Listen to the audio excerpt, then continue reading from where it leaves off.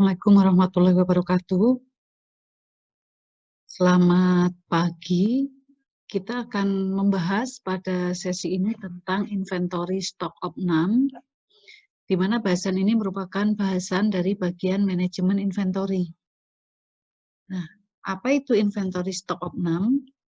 Jadi inventory stock opnam sering juga disebut sebagai cycle counting atau stock taking, merupakan kegiatan perhitungan secara berkala fisik ya, perhitungan berkala secara fisik barang yang ada di gudang kita.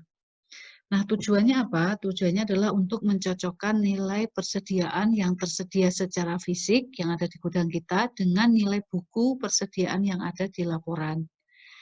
Nah, sehingga bagaimana cara kita melakukan stok opnam? Nah, ada banyak cara dalam melakukan stok opnam, salah satunya adalah didasarkan pada klasifikasi ABC. Jadi nanti bahwa kalau material A nanti akan dihitung lebih sering, material B lebih jarang, material C mungkin lebih jarang lagi. Nah, kegunaan daripada stok opnam, kalau kita lihat bahwa yang pertama adalah untuk financial reporting. Jadi dengan adanya stok opnam, maka kita akan yakin bahwa yang kita laporkan itu sesuai. Kalau tidak ada yang sesuai, maka kita akan lakukan adjusting atau adjustment atau pembetulan. Kemudian yang kedua adalah untuk faktor keamanan, security, dan menghindari kecurangan. Yang ketiga adalah indikator efisiensi gudang, dan juga menjamin keputusan pembelian kembali barang yang di gudang berdasar data stok yang akurat. Sehingga dengan adanya data stok yang akurat, itu akan memudahkan kita ya di dalam memanage dan juga di dalam perencanaan material. Nah, ada beberapa cara di dalam melakukan stok opnam atau stock taking. Jadi secara umum bahwa metode ini dibagi menjadi dua, yaitu periodic stock counting dan yang kedua adalah continuous atau cycle counting. Untuk periodic stock counting, ini dilakukan dengan cara menghitung semua item secara bersama, misalnya setahun sekali, sehingga di dalam periodic stock counting ini semua item dihitung secara bersama-sama sehingga tidak ada pembedaan ya antara item A misalnya item B atau item C. Yang kedua adalah continuous atau disebut sebagai cycle counting, continuous counting atau cycle counting, di mana item itu dihitung secara rutin ya dan dibedakan ya. Jadi misalnya A dihitung lebih sering daripada B dan juga B nanti lebih sering daripada C. Nah, dapat juga dilakukan pada setiap transaksi terjadi. Jadi pada saat ada barang masuk, kemudian barang keluar, maka pada saat itu dilakukan juga perhitungan. Sehingga untuk memastikan bahwa antara fisiknya dengan catatan itu sama. Sehingga tidak ada zero error di situ.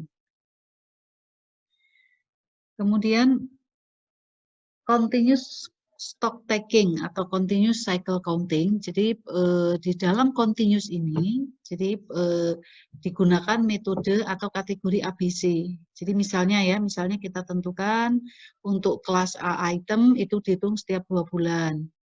B misalnya dihitung setiap 6 bulan. C dihitung setiap 12 bulan atau setahun sekali misalnya. Atau misalnya kita juga bisa menentukan dengan periode waktu tertentu yang berbeda.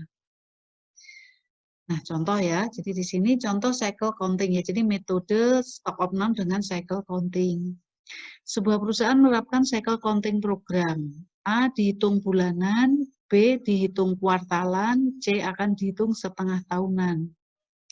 Nah, karena A akan dihitung bulanan, berarti A ini nanti akan dihitung 12 kali dalam 1 bulan.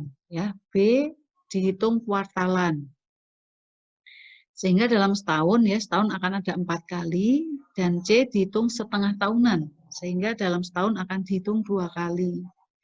Nah dari data kita dapatkan bahwa 5% dari stok itu masuk dalam kategori A misalnya, 20% masuk kategori B dan 75% masuk dalam kategori C.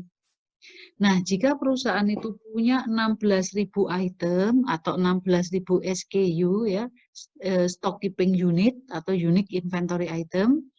Nah, berapa banyak item akan dihitung setiap hari? Nah, misalkan asumsi bahwa di dalam setahun itu ada 200 hari ya, 200 hari kerja per tahun misalnya untuk cycle counting.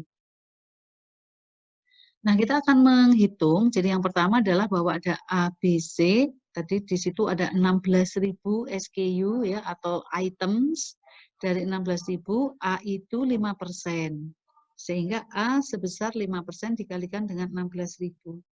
Ya, sehingga A itu secara fisik ada 800, B-nya 3.200, C-nya 12.000, sehingga totalnya adalah 16.000. Nah, jumlah perhitungan untuk item A ada 12 kali, karena dalam setahun dia ada 12 kali, jadi tiap bulan dihitung. Untuk B ada kuartalan, ya, kuartalan, sehingga per tahun itu ada 4 kali, sehingga tiap 3 bulan sekali. C-nya semi-annually, setahun dihitung 2 kali. Nah, sehingga A akan dihitung 9.600 counting, ya.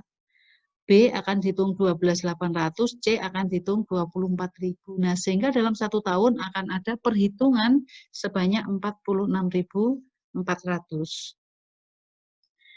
Nah, misalnya di dalam cycle counting kita, ya, di dalam gudang kita, itu ada tadi disebutkan bahwa ada 1.600, sementara bahwa jumlah harinya itu 200 hari per tahun. Sehingga di dalam 1 hari akan ada 46.400 dibagi dengan 200. Nah, sehingga akan ada perhitungan 232 inventory item per hari. Gitu ya, sehingga dalam 1 hari akan ada menghitung sebanyak 232.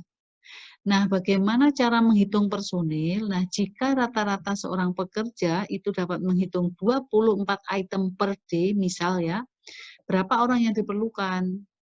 Nah, jumlah orang yang diperlukan untuk melakukan perhitungan ya, atau counternya itu sebanyak berapa? Jumlah item counted per day itu ada 232, number of item per day per counter itu ada 24. Ya, sehingga ada dibutuhkan 9,67 atau 10 counter atau 10 orang ya di dalam 1 hari. Nah, sehingga itu adalah cara bagaimana kita menghitung ya jumlah item yang dihitung dalam 1 hari yang ditemukan tadi, dari mulai berapa jumlah item kita ya, kemudian kita bagi ya di dalam ABC, kemudian ditentukan berapa kali cycle counting itu dilakukan. Nah, sehingga akan ditemukan berapa jumlah perhitungan di dalam 1 tahun, kemudian dibagi dengan jumlah hari, ya, sehingga ditemukan 232 inventory item yang dihitung per hari. Kemudian diasumsikan misalnya di dalam 1 hari itu bisa menghitung 24, maka akan ada 10 orang ya, atau 10 counters di dalam gudang kita. Nah, kemudian berikutnya adalah bagaimana cara menghitungnya dan bagaimana cara melaporkannya. Nah, di sini kita kenal ada istilah inventory record accuracy. Jadi inventory record accuracy adalah keakuratan catatan inventory. Nah, inventory record accuracy itu juga bisa dibedakan apakah with tolerance atau without tolerance. Kalau dengan tolerance artinya bahwa masing-masing item itu boleh ada selisih atau boleh ada kekeliruan atau boleh ada error. Itu kalau kita mengakomodir adanya toleransi di dalam akurasi. Namun kalau without tolerance berarti semua harus zero error. Nah, bagaimana cara menghitung ya inventory record accuracy andai kata ada toleransi ya. Jadi selisih antara catatan dan perhitungan. Sebagai contoh kita lihat catatan, ini ada 10 part number. Ini inventory record ya. Jadi catatan inventory yang ada di sistem kita ini adalah self count, hasil dari counting atau hasil dari stock of 6. Part 1 di catatan 100, perhitungannya hasil fisiknya adalah 105. Part 2 100, hasil sesudah dihitung 100. Demikian selanjutnya. Nah, kalau kita menghitung inventory accuracy with tolerance ya, kita hitung ya part number 1 ada 100, fisiknya 105. Sementara ini adalah batas toleransi yang misalnya saja ya, sebagai contoh ini ditetapkan oleh manajemen misalnya. Misal ya, jadi bisa saja bahwa part number 1 itu item C ya, sehingga boleh dia error ya, boleh dia tidak akurat sebesar 5%. Item 2 misalnya ini adalah masuk kategori A ya, dia tidak boleh error, jadi toleransinya 0 misalnya. Item 3, 4, misal dia masuk dalam kategori B, misalnya ya, dan dibolehkan error atau selisih sebanyak 3%. Untuk 4, 2, misalnya begitu ya. Jadi ini ditentukan oleh manajemen. Nah, sehingga bagaimana cara kita mengetahui apakah item tersebut within toleran atau outside toleran? Item 1, recordnya 100, ya, perhitungannya 100, fisiknya 105, sehingga ada kesalahan 5%. Ya, kesalahan 5%. Tapi ini within tolerance, jadi masih dalam batas toleransi. Item 2, di catatan 100, fisiknya 100, berarti salahnya 0%. Ini within tolerance. Item 3, ya, fisiknya 100, dihitungnya 98, sehingga salah 2%, kurang 2, atau minus 2%. Nah, karena toleransinya plus minus 3, ya, maka ini within toleran, karena dia masih di bawah 3.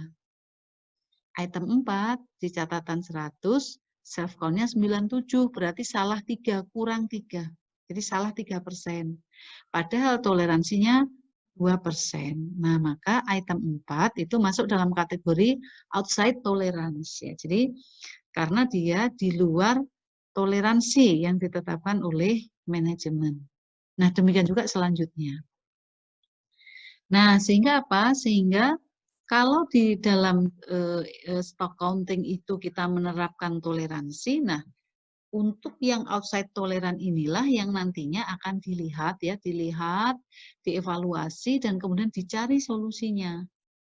Nah, sehingga sebagai contoh ya seperti tadi bahwa berarti inventory part number 4 dan part number 6 ini ada masalah ya karena dia di luar batas toleransi yang diizinkan. Ya, sama halnya dengan di sini ya. Jadi nanti kita lihat apakah part itu masuk dalam toleransi atau di luar. Kalau masuk dalam toleransi berarti sesuai, kalau di luar, nah berarti nanti akan kita evaluasi. Kenapa antara catatan dengan fisik itu selisih ya, dan selisihnya itu jauh melampaui dari yang kita tentukan. Nah, ini adalah salah satu contoh ya, kartu stock opnam.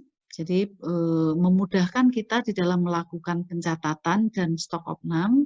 Ada nomor stok, deskripsi barang, satuan, ada jumlah fisik, ya kita masukkan hasil dari stok opnam. Ini yang ada di stock card, di kartu stok, apabila sistem gudang kita masih memakai kartu stok. Dan yang ketiga itu yang tercatat di dalam sistem. Ya, di dalam sistem, di dalam aplikasi kita, di dalam database kita. Nah, kemudian di dalam stok opnam akan kita bandingkan antara fisik dengan kartu, ya kita tulis di kolom yang keempat. Yang kedua antara fisik dengan sistem. Nah, di dalam stok opnam yang kita pakai sebagai acuan adalah fisik. Karena fisik itu kan merepresentasikan faktual yang ada di lapangan.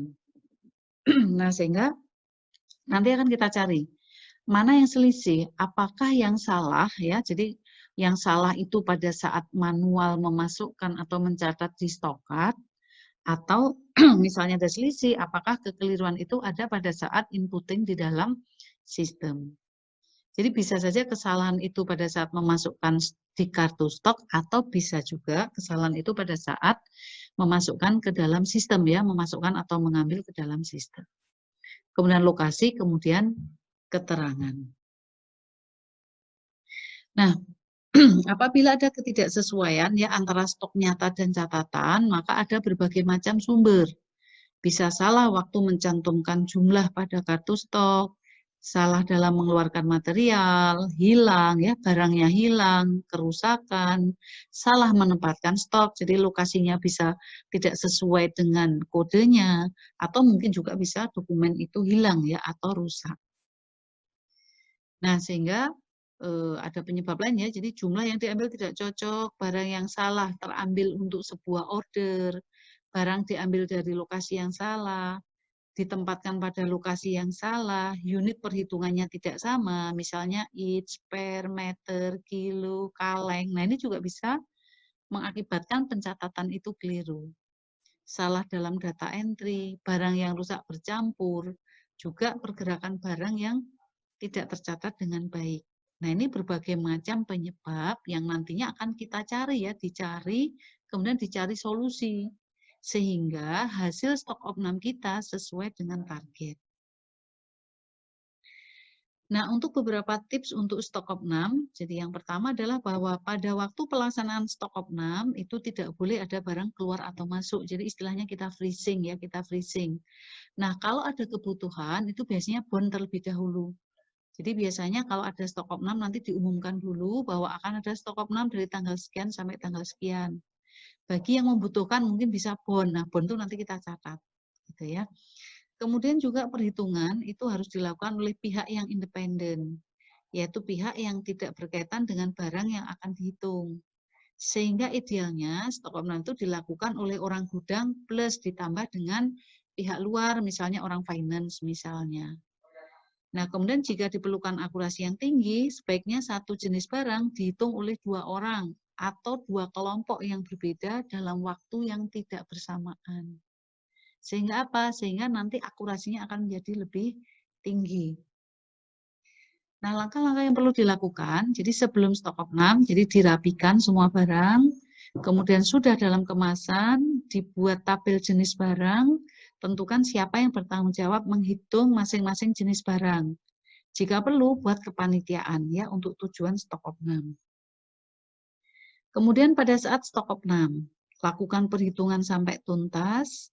Jika hasil perhitungan itu berbeda di antara 2 kelompok, maka diulangi lagi. Lakukan perhitungan bersama-sama. Pastikan semua barang sudah dihitung dan hasil perhitungannya sudah benar. Nah, setelah stok opnam ya, buat laporan, hitung penyimpangan atau variansi dan variansi untuk masing-masing barang, yaitu antara fisik tadi dengan administrasi. Nah, kemudian pasca pelaporan ya, pelajari item yang selisih. Jika item banyak, lihat barang dengan selisih paling besar. Beri perhatian khusus dan selidiki penyebab selisih dan ambil langkah perbaikan. Bandingkan juga dengan hasil stok opnam sebelumnya, jadi periode sebelumnya. Apabila bermasalah terus, nah cari solusinya karena bisa jadi penyebabnya itu belum diselesaikan sehingga akan berulang-ulang terus. Contohnya bagaimana? Nah, buat pengontrolan khusus untuk barang tersebut. Jadi untuk yang variansinya tinggi dan berulang-ulang ya, jadi setiap periode kok ada kekeliruan terus, nah kita bisa membuat tugas pengontrolan khusus. Misal ya dikontrol tiap hari misalnya, atau mungkin diletakkan di tempat yang bisa diakses oleh orang tertentu ya, sehingga tidak semua orang bisa mengakses barang tersebut. Atau juga bahwa hasil variansi ini masukkan sebagai salah satu poin dalam penilaian karyawan ya. Jadi sebagai performance appraisal sehingga apa? Sehingga akan memberikan motivasi bagi orang gudang ya untuk mencatat ya, untuk mengawasi mencatat barang dengan baik dan benar. Nah, baik, saya kira itu materi untuk stok opnam atau cycle counting. Semoga bermanfaat. Terima kasih. Assalamualaikum warahmatullahi wabarakatuh.